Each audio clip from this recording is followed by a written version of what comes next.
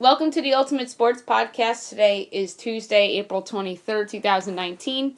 Today I'm going to recap yesterday's Stanley Cup playoff and NBA playoff games, look ahead to tonight's slate of games in both of those playoffs.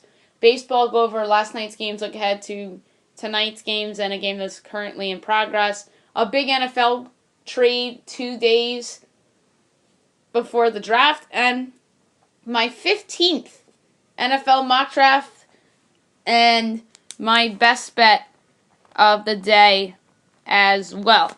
Stanley Cup playoffs, I'm going to go over all the results and look ahead to 2 Game 7s for tonight. The Hurricanes defeat the Capitals 5-2 to force a Game 7. It's amazing that Carolina did that after getting blown out in Game 5. I thought that Washington would come out and close out in Game 6, but nope. Home ice advantage prevails. Carolina forces an all-decisive Game 7. Brett Connolly scores the first goal of the game for the Capitals, his second of the playoffs, 1-0 Caps. Warren Foegele's fourth of the playoffs ties it up at 1 apiece. Alex Ovechkin's fourth of the playoffs gives the Caps a 2-1 lead. Second period, here come the Canes. Teuvo Teravainen, second of the playoffs, ties it up at 2 apiece. Jordan Staal, second of the playoffs, gives the Canes a 3-2 lead at the start of the third period. Justin Williams is first of the series, first of the playoffs, 4-2 Carolina. Then Dougie Hamilton's third of the playoffs, 5-2 Canes is your final. Number 1 star of the game with a goal and an assist, Jordan Staal. Number 2 star of the game with 1 goal was Justin Williams. And the number 3 star of the game with an assist, Brett Pesky. The Stars defeat the Predators 2-1 in overtime in Game 6 to advance to the second round. That is a great win for Dallas. Very disappointing finish to the season for the Predators. So if the Hurricanes win Game 7 tomorrow in Washington, then all the top division teams would be eliminated because Calgary got eliminated by Colorado, obviously Tampa against Columbus. Last night, Dallas eliminates Nashville, and then possibly tomorrow night you have Carolina potentially could eliminate Washington. So all 4 division winners might be out of the playoffs by tomorrow night, but we'll see. First period, Austin Watkins scores first for Nashville and put them up 1-0. That's his first of the playoffs. Blake Comeau's first of the playoffs ties it up at 1 apiece. Then in overtime, late in the first overtime, there could have been a second overtime, but nope. John Klingberg's first of the playoffs gives Dallas a 2-1 win in the game and a 4-2 series win. A great series win for the Stars. Now they move on to take on the St. Louis Blues in the second round. Tonight we have 2 Game 7s. 7 o'clock NBCSN, the Maple Leafs and the Bruins. Doc Emrick, Pierre McGuire, Eddie Olczyk is my guess. Throughout the series, it's been Doc, Mike Mulberry, and Brian Boucher, but I think they'll change it up because it's a Game 7, and I think NBC likes to put their best guys on a big Game 7, especially involving 2 original sixes, so I'm going to go on a limb and say it's Doc Emrick, Eddie Olczyk, Pierre McGuire, but it wouldn't surprise me if it's Emrick, Mulberry, and McGuire, or the 3 that I've been calling the series for the majority would be Emrick, Boucher, and Mulberry. And Kenny Albert did the 1 game of this series, but there's no chance it's not Doc Emrick. So, I know Doc's a lock, so that's all I can give you. But I think Eddie O and Pierre will be there with Doc. Should be a fun game. Obviously, these 2 teams won 7 last year, and Toronto actually had a lead. Boston came back and won. And in 2013, Game 7, the goal was scored by Patrice Bergeron. They came back from 4-1 down, the Bruins did. And they forced overtime. Bergeron scores the game winner. And they moved on to end up facing the Rangers and the Penguins, and it ended up in the Stanley Cup Final in 2013, in which they lost to the Chicago Blackhawks. I think this is going to be very reminiscent of 2013. I predicted on this very podcast when I did my playoff predictions about 2 weeks ago and said that this would be a 7-game series and Game 7 would go to overtime and that Patrice Bergeron would score the game-winning goal. I'm going to stand by that prediction, and I think that Boston will be a 4-3 overtime winner with Bergeron killing Toronto's hearts again. But hey, Toronto, at least you'll probably still have the Raptors for a couple weeks. unless the Maple Leafs survive this one. 10 o'clock NBC has sent the Golden Knights and the Sharks Game 7. Announcer-wise, I think it'll be the same gentleman that have been doing this entire series. That is Alex Faust and Mike Johnson, because I just don't see them putting like a Kenny Albert and Brian Boucher on for the final game of the series, especially out west. So I really think that it'll be those guys that have been doing the series the whole time in Johnson and Faust. I took the Golden Knights in 6 in this series. I really thought that they were going to close it out in Game 6, but they didn't. I think they'll get it done tonight. I think Martin Jones had the game of his life the other night, and I don't see him replicating that. I think Vegas knows what it's like in the big game. I know San Jose does too. Both of these teams are in the finals over the last 3 years. Obviously, Vegas last year, San Jose was 3 years ago. So both of these teams are experienced in big games. But to me, it comes down to Marc-Andre Fleury against Martin Jones. And I trust Fleury more. And the same thing even with Boston-Toronto. I trust Rask more than Freddie Anderson. So give me Marc-Andre Fleury and the Vegas Golden Knights to advance. I think they'll win the game. Low-scoring game, maybe like a 3-2. Well, low-scoring in terms of a Western Conference game. So give me 3-2 Vegas, whether that's regulation or overtime, to advance. Now we'll move on to the NBA, where there's only 2 playoff games last night, and there's 4 on tonight. So last night, the Bucks defeat the Pistons 127-104 to complete the 4-game sweep. It looked like for a while that Detroit was actually going to perhaps win this game, but Milwaukee was awesome in the second half and just bullied the Pistons. Giannis Antetokounmpo, 41 points and 9 boards. He was awesome. Chris Middleton had 18. Eric Bledsoe had 16. Nikola Mirotic had 12 off the bench.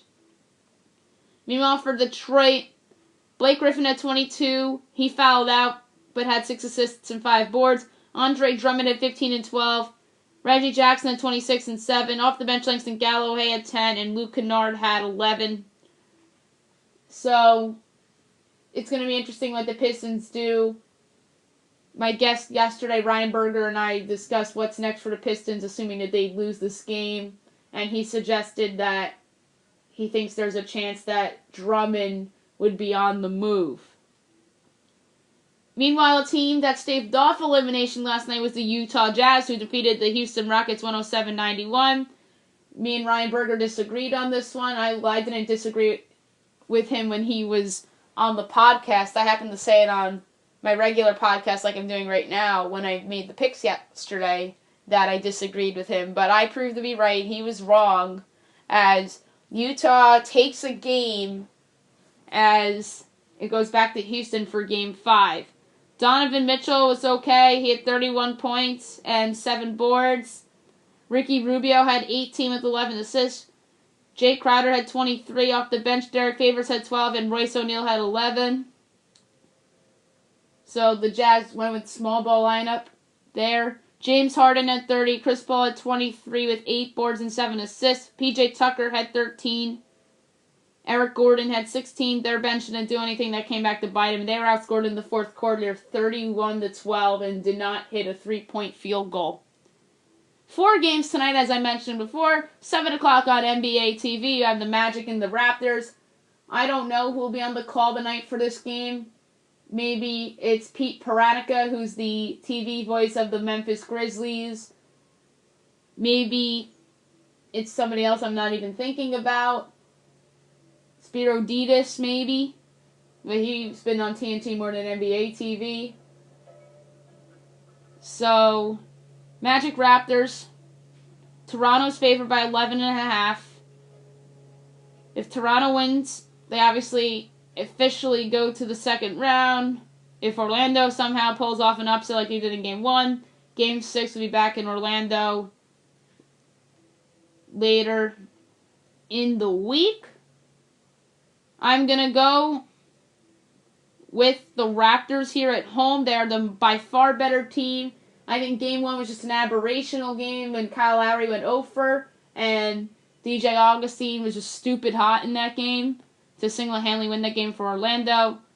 So give me the Raptors by a score of 122-108 to close it out. They'll cover. And by the way, on the call of this game, Kevin Ray, Steve Smith, Mike Fratello, and Jared Greenberg doing sideline. 8 o'clock TNT, the Nets at the 76ers. Philly favored by 8.5. If they win, obviously, series over. If Brooklyn wins, then there will be a Game 6 back at the Barclays Center later in the week. On the call in this game on TNT, Spiro Ditas, Greg Anthony, and Ross Goldawunde. Those guys have been doing the series throughout. I know Kevin Harlan did a game in this series, and then one of these games was on ESPN as well. This will be a closer game than people think. I don't think Brooklyn's going to go down easily. I could see this being close. I could see Philly kind of being teetering and flirting with losing this game. I think Philly wins, but Brooklyn covers. Let's go 120-115. Philly wins. I could see Joel Embiid having a 30-15 game with 7 assists. So give me Philly to win and advance to set up a great matchup with the Toronto Raptors in the second round. The Spurs and the Nuggets, 9:30 on NBA TV from Denver. On the call this game, Pete Pranica, Isaiah Thomas, and Dennis Scott. So I mentioned Pete Pranica before. I thought he was doing the Raptors game, and now he's doing this game. Denver's favored by 5.5. Ryan Berger said that he thought San Antonio would win the series. But I do agree with him that it would go 7 games, and I'm going to stick to that prediction. I think Denver holds serve on home court for tonight and goes up 3-2. I could see Nikola Jokic getting a triple-double in this game. I think it'll be close. I think it'll be competitive. I think it'll come down to the end. I think the Spurs will show up and flirt with winning the game. So, in a very close contest, give me Denver 112-108. I think Denver wins, Spurs covers. 10:30 TNT, the Thunder and the Trailblazers. Game 5, Portland's a 4-point favorite on the call of the game. Brian Anderson, Kevin McHale, and Stephanie Reddy doing sidelines. This is fascinating to me. Ryan Berger mentioned on the podcast the other day that he thinks that the Blazers are under immense pressure to win this game. I agree with him wholeheartedly because if they were to lose this game, they have to go back to a ruckus Oklahoma City where that fan base is fired up. I really was surprised that Portland won that game to go up 3-1. And I am higher on Portland than I was a couple days ago. I guess Ryan Berger talked me into Portland a little bit. Zach Collins is a good player. Jake Layman's a good player. I think they close out Oklahoma City. Russell Westbrook's going to be under all the pressure in the world. So will Paul George. I believe in George, but Westbrook in big games since Durant's left, not great. So, give me Portland to win. I think they'll cover too. Give me Portland wins 118-110. Thunder eliminated in the first round for the 3rd consecutive year in the post-Kevin Durant era. Now, we'll talk baseball. We'll go over yesterday's results as well as look ahead to today. Mets over the Phillies 5-1. This game actually started later because of the rain. The Mets are 12-10. Phillies are 12-10. Steven Matz the win. Jake Arrieta the loss. Bottom of the 3rd, RBI double. Peter Alonso 1-0 Mets. RBI single. Wilson Ramos 2-0 Mets. Top of the 4th, home run Rhys Hoskins makes it a 2-1 game. Bottom of the 5th, home run Jeff McNeil 3-1 Mets. Bottom of the 7th, bases loaded hit by pitch. Peter Alonso was hit 4-1 Mets. Sacrifice fly Michael Conforto 5-1 Mets is your final. Steven Matz, an excellent bounce back game after that debacle of a game a week ago in Philadelphia. 6 innings, 3 hits, an earned run, 2 walks, and 6 strikeouts. ERA 4.03. Jake Arrieta was good too. 6 innings, 7 hits, 3 earned runs, a walk, 7 strikeouts. ERA 2.65. Diamondbacks over the Pirates 12-4. That is an impressive win for Arizona. They're 12-11. Pittsburgh's 12-8. Matt Andriese gets the win. He's 3-1. Kyle Crick the loss. He's 0-1. Crick's injured, by the way. Top of the 3rd. Home run Eduardo Escobar won the D-backs. Bottom of the 3rd. Pirates score a couple. RBI double Colin Moran 1-1. RBI single by Elias Diaz. makes it 2-1 Pirates. Bottom of the 5th, RBI triple by Josh Bell makes it 3-1 Pirates. RBI single, Colin Moran makes it 4-1 Pirates. Top of the 7th, here come the Diamondbacks. Blake Swihart, yes, the former Red Sox cast-off, reaches on an infield single to make it a 4-2 game. RBI single, Eduardo Escobar makes it a 4-3 game. 3-run triple, David Peralta, 6-4 Diamondbacks. 2-run shot by Christian Walker, 8-4 D-backs. Top of the 8th, RBI single, Ketel Marte, 9-4 Diamondbacks. RBI single, Eduardo Escobar, 10-4 Diamondbacks. 2-run single, Adam Jones, 12-4 Diamondbacks. And that's your final. Zach Godley wasn't good, but his bullpen picked him up. 4 innings, 7 hits, 4 runs, 4 walks, 2 strikeouts, ERA 6.67. I should say the bullpen and the offense. Joe Musgrove, 6 innings, 5 hits, 3 runs, 2 walks, 5 strikeouts, ERA 1.59. So Pittsburgh's bullpen absolutely falters against what I consider somewhat of a subpar lineup, without Paul Goldschmidt in there anymore, as well as A.J. Pollock. White Sox over to Orioles 12-2. Chicago's played a little better of late. They're 9-12. Baltimore's 8-16. Jace Fry to win. He's 1-0. David Hess to loss. He's 1-4. Top of the 5th, 3-run home run James McCann. 3-0 White Sox. RBI single Jose Abreu. 4-0 White Sox. Bottom of the 5th, RBI double Trey Mancini makes it 4-1. Top of the 7th, 2-run shot Jose Abreu makes it 6-1. Fielder's choice Tim Anderson makes it 7-1. RBI single James McCann makes it 8-1. Top of the 8th, 2-run single Jose Abreu 10-1. 2-run single Adam Engel 12-1. Bottom of the 9th, a meaningless home run by Pedro Severino made it 12-2. Manu Banuelos, 4 innings, 5 hits, no earned runs, a walk, 4 strikeouts, ERA 2.51. Meanwhile, for the Orioles, David Hess, 5 innings, 5 hits, 4 runs, 2 walks, 3 strikeouts, ERA 5.88. Rays over the Royals 6-3 to end their 4-game losing streak as Tampa is 15-8. KC 7-16. Wilmer Font the win 1-0. Brad Keller the loss 2-2. Emilio Pagan gets his first save of the year. Top of the 1st, home run Alex Gordon 1-0 KC. Bottom of the 1st, sacrifice by Yandy Diaz 1-1. Top of the 5th, home run Jorge Soler makes it 2-1 Royals. Top of the 6th, home run Hunter Dozier makes it 3-1 Royals. Bottom of the 6th, RBI double Brandon Lowe makes it 3-2. RBI fielder's choice Daniel Robertson in the bottom of the 7th makes it a 3-3 game. 2-run home run Mike Zunino makes it a 5-3 game. And the bottom of the 8th, home run Yandy Diaz makes it a 6-3 game. And that's your final. Yanni Chirinos actually wasn't in an opener's role. He was in a starter's role. 6 innings, 6 hits, 3 runs, a walk, and 3 strikeouts. ERA 3.55. Brad Keller, 6 1/3 innings, 7 hits, 5 runs, 3 walks, 3 strikeouts. ERA 3.41. Cardinals over the Brewers 13-5. A great win for St. Louis. They're 13-9. Milwaukee's 13-11. Jack Flaherty to win. He's 2-1. Austin Hauser to loss. He's 0-1. Bottom of the 2nd, RBI single Colton Wong 1-0 Cards. Bottom of the 4th, 2-run shot Dexter Fowler 3-0 Cards. Top of the 5th, home run Ryan Braun makes it a 3-1 game. A home run by Hernan Perez makes it a 3-3 game. Bottom of the 5th, go ahead homer by Paul Goldschmidt 3-5, or I should say 5-3. Top of the 6th, home run Yasmani Grandal makes it 5-4. Bottom of the 7th, Cardinals break it open. Bases loaded walk, Marcell Ozuna makes it 6-4. Sacrifice by Jose Martinez makes it 7-4. RBI single by Yadier Molina makes it 8-4. RBI single Dexter Fowler makes it 9-4. 2-run single by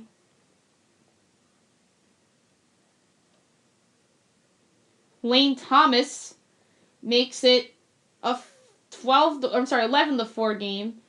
RBI single Paul Goldschmidt makes it 12-4. Infield single by Dexter Fowler makes it 13-4. Then immediately goes home run to the top of the 9th by Travis Shaw makes it a 13-5 game. Jack Flaherty, 6 innings, 3 hits, 4 runs, a walk, 10 strikeouts, ERA 5.25.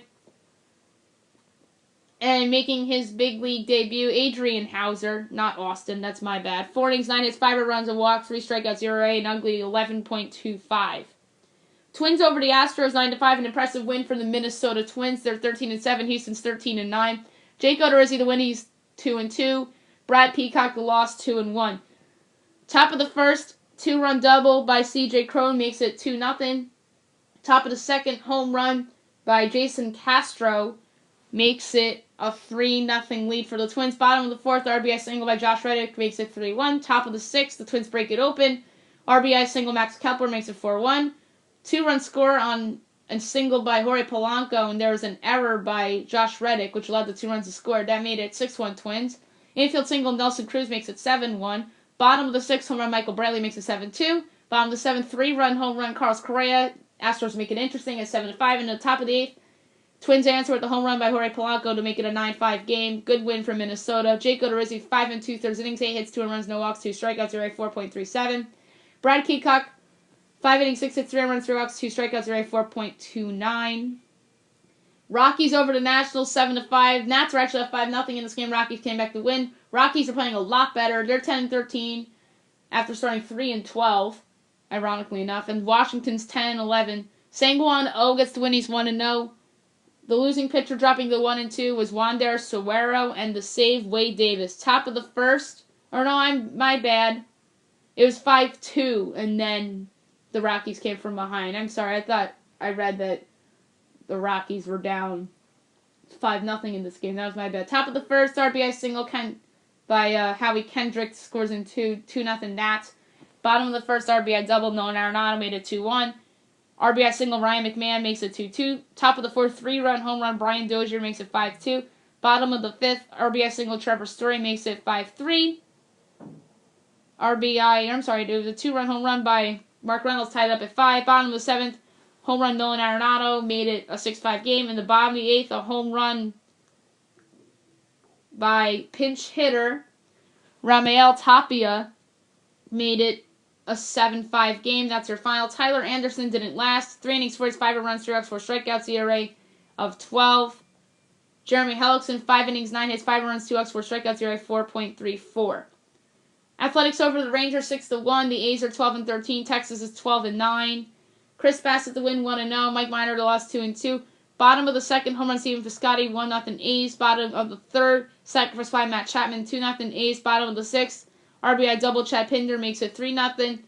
Sacrifice by Stephen Piscotty makes it 4-0. Top of the seventh, an RBI double by pinch hitter Patrick Wisdom made it a 4-1 game. Bottom of the eighth, RBI single, Stephen Piscotty 2-run scores on an error by Delino DeShields. Made it a 6-1 lead for Oakland. That's your final. Chris Bassett, 5 innings, 2 hits, no runs, 4 walks, 7 strikeouts, ERA of 0.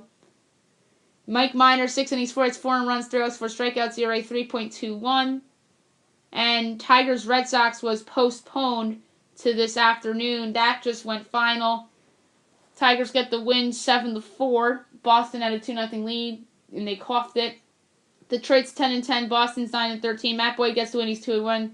And the losing pitcher dropping the 0-2, Colton Brewer. Bottom of the third, 2-run single, Mookie Betts, 2-0 Sox. Top of the fourth, RBI double by Richard Rodriguez makes it a 2-1 game. Top of the fifth, a home run by Grayson Griner ties it up at 2 apiece. Top of the sixth, a home run by Rodriguez goes up 3-2. But I'm talking about the Tigers going up 3-2. Bottom of the sixth, home run, Xander Bogaerts ties it up at 3 apiece. Top of the eighth, 2-run double, Josh Harrison, 5-3 Tigers. RBI single, Grayson Griner, 6-3 Tigers. Top of the ninth, RBI single, Miguel Cabrera makes it 7-3 Tigers. Bottom of the ninth, another home run by Bogaerts made it 7-4, and now it's your final. Matt Boyd, 7 innings, 3 hits, 3 runs, 2 walks, 3 strikeouts, ERA 3.16. Chris Sale, 5 innings, 5 hits, 2 runs, 2 walks, 10 strikeouts, ERA still a terrible 7.43. Rest of the slate tonight, 6 o'clock, Marlins Indians. On the mound, you have Pablo Lopez and Carlos Carrasco. Lopez 1-3 at the 5.85. Carrasco 2-2 with the 7.41. 6:40, Braves Reds. Kevin Gausman and Sonny Gray. Gausman 1-1 with the 2.75. Gray 0-3 with the 2.79. 7 o'clock, Diamonds Pirates. Luke Weaver and Trevor Williams. Weaver 1-1 with the 3.92. Williams 1-0 with the 2.59. White Sox Orioles. Ivan Nova and Andrew Kashner. Nova 0-2 with the 6.23. Kashner 3-1 with the 4.97. Giants Blue Jays. Jeff Samardzija and Trent Thornton. Samardzija 1-1 with the 2.91. He's actually pitching pretty well. Best I've seen him pitch in a long time. And Trent Thornton 0-2 with the 5.4. Tigers Red Sox, second game of the doubleheader. You have Stephen Turnbull and Hector Velasquez. Turnbull 0-2 with the 3.43. Velasquez 0-1 with the 2.84. Royals Rays. Homer Bailey and Ryan Stanek. Bailey 2-1 with the 4.3. Stanek doesn't have a decision yet, but has a 1.46, so they're going opener tonight. Phillies Mets. Zach Eflin and Zach Wheeler. Eflin 2-2 with the 3.68. Wheeler 1-2 with the 6.35. Brewers Cardinals at 7:45. Zach Davies and Daniel Ponce de Leon. Ponce de Leon's making his season debut. Davies 2-0 with the 1.19. Dodgers Cubs. That is of the MLB Network game tonight. Bob Costas, and I believe it's John Smoltz on the call. Kenta Maeda and Jose Quintana. Maeda 3-1 with the 3.8. Quintana 2-1 with the 3.43. I normally don't make picks for the MLB Network Showcase game, but I'll do it tonight because it's two of the better teams and notable teams in the league. I'm going to take the Cubs tonight at home because Quintana's been pitching a lot better. He just has to make it worthwhile if he pitches pretty well against a good Dodgers team. Twins Astros. Michael Pineda and Wade Miley. Pineda 2-1 with the 5.3. Miley 1-2 with the 3.32. Nationals Rockies at 8:40. Patrick Corbin and Jeff Hoffman making his season debut. Corbin 1-0 with the 2.36. 10 o'clock Rangers Athletics. Lance Lynn and Frankie Montas. Lynn 2-1 with the 4.44. Montas 3-1 with the 2.7. Yankees Angels. You have Domingo Herman. No, wait, my bad. It's going to be Jonathan Loaisiga against Chris Stratton. And Stratton 0-1 with the 7 ERA. It says Herman, but Loaisiga's actually starting for New York tonight. I don't have his stats in front of me. That's my bad. And last but not least, the Mariners and the Padres in an interleague series. Eric Swanson and Nick Marvicius. Swanson 0-1 with the 3.38. Marvicius 1-2 with the 3.6. Now, I'm going to talk about a trade that happened very recently as this afternoon. Frank Clark was traded from the Seattle Seahawks to the Kansas City Chiefs, getting the Chiefs a pass rusher that they desperately needed. Seattle's getting back a first-round pick, a 2020 second, and a mid-round pick swap for this year. That is a huge win in my mind for the Kansas City Chiefs, even though they may have overpaid in the trade, but they followed up by giving him a 5-year, $105.5 million extension, $63 million guaranteed. This gives the Chiefs a pass rusher they desperately needed, especially after trading away Dee Ford to San Francisco. And on the flip side, Seattle gets a big haul for somebody that they didn't want to pay. But meanwhile, I think this worsens Seattle, and this puts some major pressure on Pete Carroll in the draft to find good pass rushers to replace that production. And meanwhile, Kansas City, I think it was worth the price a little bit. I probably wouldn't have given up the extra second, but it's okay. You still get a star pass rusher, and you pay him, and you were pretty much locked with him, and then you eventually have to pay Patrick Mahomes. This trade, to me, makes the Chiefs the favorites to come out of the AFC. The Patriots are right there, but I think the loss of Gronk will be humongous. Although the Patriots always find ways to integrate new players into their system. But right now, I would take the Chiefs with their improved pass rush, and they have to, in my mind, address their secondary in the draft, or else maybe I will pick the Patriots instead of them to come out of the AFC. And I'm just very impressed that the Chiefs pulled this off. I didn't really look at them as a realistic candidate to trade for them. I thought maybe Green Bay would have been in play because they have a couple first-round picks that they could shop, or an extra picks. And then obviously the Chiefs have traded away first-rounders in the past. Obviously last year they traded up to get Mahomes. So the Chiefs, to me, are all in. Super Bowl or bust. This trade tells me they're going to pay Mahomes eventually. But the best thing you can have in sports is a quarterback on a rookie contract with a lot of high-price stars on the defensive side and around the offensive line, and cheap running backs and receivers as well. So the Chiefs got all that, and they really are putting themselves in a position to win now. All right, we'll switch gears and talk about my latest mock draft. It's my 15th edition, believe it or not. I'm going to go from all the first round picks from 1 to 32 as I do each and every time. I've made some changes, especially near the top of my mock draft, which I haven't really done in a while. I'm meaning changes in the top 3. And without further ado, here we go. 1. Arizona Cardinals, Kyler Murray, quarterback, Oklahoma. Over a month ago, I thought that the Murray to the Cardinals talk was fake news. After Steve Keim came out and said, Josh Rosen is our quarterback for now, convinced me that Murray is a near lock to go to Arizona, and Josh Rosen is trade bait. There has been some reports that the Cards may pass on Murray and keep Rosen, but I think it's a smokescreen. 2. San Francisco 49ers. Nick Bosa, defensive end, Ohio State. This is the dream scenario for the Niners. Getting the best player in the draft is always a win for whomever drops the player. Bosa would be an upgrade over any of the pass rushers currently on the Niners roster, and he would make an immediate impact like Myles Garrett did a few years back with the Cleveland Browns. 3. New York Jets. Quinnen Williams, defensive tackle, Alabama. There is a lot of buzz that the Jets want to trade down and select Ed Oliver, but I think that would be a mistake to pass up on one of these premier pass rushers. Some folks think that Williams is the best player in the draft, and the past few years I should say, the Jets have been lucky with great prospects falling to them, and that will be the case here. 4. Oakland Raiders. Josh Allen, defensive end, outside linebacker, Kentucky.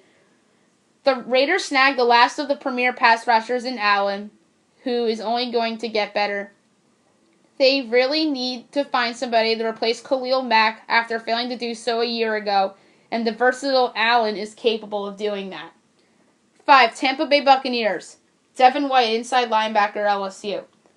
White is somebody that is a fast riser among defensive players in the draft. I wouldn't be shocked if Oakland picks him at 4. The Bucs have a need at the linebacker position, and White is somebody that is a dynamic tackling machine that could be a future Pro Bowler. 6. New York Giants. Dwayne Haskins, quarterback, Ohio State. The Giants might be setting a smokescreen after all. Rumors are that the Giants love Haskins, and their plan is to take him at 6 if he's available. He is the perfect quarterback to replace Eli Manning long term, as he's really shown a lot of things the Giants would like in a franchise quarterback. 7. Jacksonville Jaguars. Jawan Taylor, offensive tackle, Florida.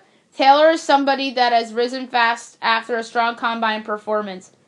He is somebody that excels in the run game and that would help Leonard Fournette find holes. The Jags have an already solid offensive line, but the presence of Taylor would only give it more depth and make life better for Nick Foles. 8. Detroit Lions. Brian Burns, defensive end, Florida State.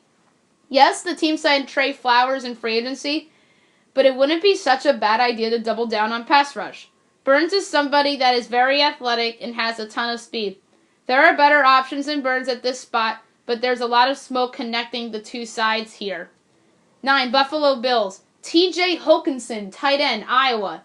Hokinson's stock has risen to the point he could go this high. The comparisons to Rob Gronkowski is what has a lot of teams excited about his potential.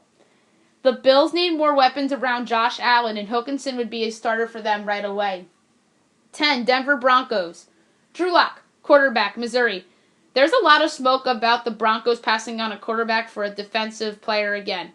My guess for now is that it's a smoke screen, and they'll snag Lock here at 10 before Cincinnati, Miami, or Washington can. His strong arm is something I can see John Elway falling in love with. 11. Cincinnati Bengals. Devin Bush, inside linebacker, Michigan. Bush is someone whose stock is rising of late, who has first-round talent. The Bengals don't have Vontaze Burfict anymore, so a need emerges at the position, and they are a team that can use youth on their defense. There's some speculation that they're looking to find Andy Dalton's replacement, but it could be a smokescreen. 12. Green Bay Packers. Ed Oliver, defensive tackle, Houston. The Packers wisely don't reach for a tight end and instead go with a talented defensive lineman that drops this far on Oliver. There is some buzz that he could go as high as 3 to the Jets, but I don't see it. If he plays up to his potential, the Packers will get a steal here. 13. Miami Dolphins. Jonah Williams, offensive tackle, Alabama. Miami is a team that could be all in on tank for Tua after it decided to trade Ryan Tannehill away and sign Ryan Fitzpatrick to a 2-year contract. Williams would be a solid pick here as he's the best lineman in the draft and would be very good opposite Laramie Tunsil on that line. 14. Atlanta Falcons. Christian Wilkins, defensive tackle, Clemson. Wilkins is the first of 3 Clemson defensive linemen to be drafted. The Falcons did franchise tag Gardy Jarrett instead of letting him test the open market, but selecting a defensive lineman here would bolster their depth at that area, and Wilkins can start for Dan Quinn immediately if need be. 15. Washington Redskins. Daniel Jones, quarterback, Duke. With Alex Smith's future uncertain, the Skins take a chance here with the young quarterback in Jones. He's drawn comparisons to Eli Manning and also has participated in the Manning Passing Academy. His stock has risen with a good showing in the Senior Bowl and the Combine, so it sure seems like he will go in the first round. 16. Carolina Panthers. Andre Dillard, offensive tackle, Washington State. With the Dolphins taking Jonah Williams, the Panthers take what some people will feel is a reach in Dillard. Cam Newton needs protection with him being an injury risk of late, and Dillard is the best blocking tackle in the draft. 17. New York Giants from Cleveland Browns. Rashawn Gary, defensive end, Michigan. Addressing the pass rush in this draft is arguably just as important as finding the next franchise quarterback for the Giants. Gary is somebody who did not live up to lofty expectations in college, but was still a solid contributor for Jim Harbaugh. He has the tools to be a solid pro, and if he lives up to hype, Big Blue could end up with a steal. 18. Minnesota Vikings. Cody Ford, offensive tackle, Oklahoma. The Vikings are a team that's close to being a contender, and they must address their biggest weakness, their offensive line. Ford is someone that is coming off a strong final season in college and would be a welcome addition to a Vikings offensive line that needs youth and reinforcements. 19. Tennessee Titans. Greedy Williams, cornerback, LSU. What a steal this would be for the Titans. Thought out to be the best corner in the draft, Tennessee lands somebody that can come in and start right away. Malcolm Butler isn't getting any younger, so this pick makes a ton of sense as they would end up with a secondary featuring Williams and Kevin Byard. 20. Pittsburgh Steelers.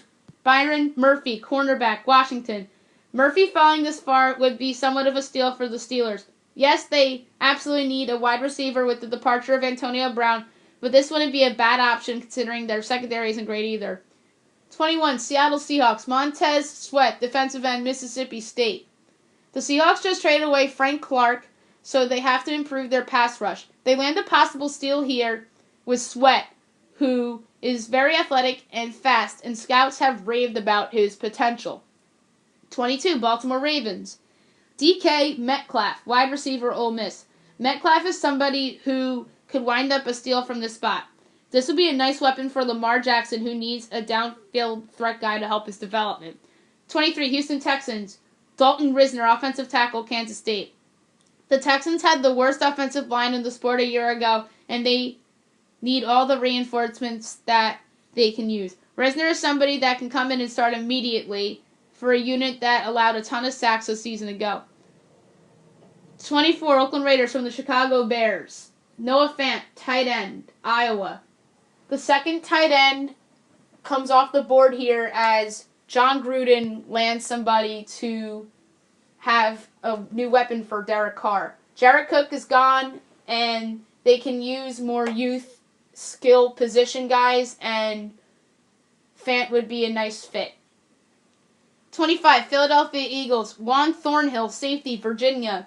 The Eagles are a team that doesn't have a ton of needs, so I can see them taking a chance here on somebody like Thornhill. He is somebody whose stock is rising due to a strong combine, and he would provide more secondary depth. 26. Indianapolis Colts. Jerry Tillery, defensive tackle, Notre Dame. Tillery is somebody that would have fit very well into a new young core that the Colts have forming as they build around Andrew Luck. He's a versatile player that could be a steal for whomever picks him. 27. Oakland Raiders from the Dallas Cowboys. Josh Jacobs, running back, Alabama. The Raiders used their third first-rounder for a position of need with Marshawn Lynch and Doug Martin not being long-term solutions. Jacobs is the best running back in the draft, and I can see Maycock and Gruden taking him here. 28. Los Angeles Chargers. Dexter Lawrence, defensive tackle, Clemson. The Chargers are a team that has a solid roster, so they have options here. Lawrence is somebody that makes their defensive line better and brings more depth. He reminds me of Fletcher Cox of the Eagles, and imagine him and Joey Bosa on the same defensive line. 29. Seattle Seahawks from the Kansas City Chiefs. DeAndre Baker, cornerback, Georgia. Baker is one of the more underrated corners in the draft. The Seahawks no longer have the Legion of Boom secondary, and Baker is somebody that can come in and start for Pete Carroll. 30, Green Bay Packers from the New Orleans Saints. Hakeem Butler, wide receiver, Iowa State. Butler is somebody who stock is rising, and I could see the Packers snagging him here. They need someone to replace Randall Cobb, and Butler would fit in as their wide receiver depth is pretty thin outside of Devontae Adams. 31, Los Angeles Rams. Garrett Bradbury, center, North Carolina State. Bradbury is somebody whose stock is rising rapidly and is the best center in this draft. The Rams lost John Sullivan in free agency, and Bradbury can come in and possibly start right away. 32, New England Patriots. A.J. Brown, wide receiver, Ole Miss. Brown is one of the more underrated wideouts in the draft as he was overshadowed in college by DK Metcalf. The Patriots are a team that needs more youth in terms of skill position, and Brown would put up numbers with Tom Brady throwing to him. That's it for my mock draft, and now at my best bet of the day, brought to you by FanDuel. I picked a couple of the big games tonight in the NHL and the NBA, just took chances. Some of them are Game 7s, and some of them are do or dies. And, oh wait, it's already a loser because I had the Red Sox in there. It was a shade below 60-1. My payout would have been $60.71. It was Bruins, Golden Knights, 76ers, Raptors, Nuggets, Blazers, Red Sox, Indians, Rays, and Astros. So that's already a loser because I had Boston in there. That's it for the podcast today. I'll be back tomorrow with yet another mock draft. We'll talk about the playoffs and the NBA and the NHL, go over all the Game 7s and the Game 5s. And obviously my best bet for tomorrow as well. And maybe one more activity and a guest. And I hope you guys have a great day, everyone.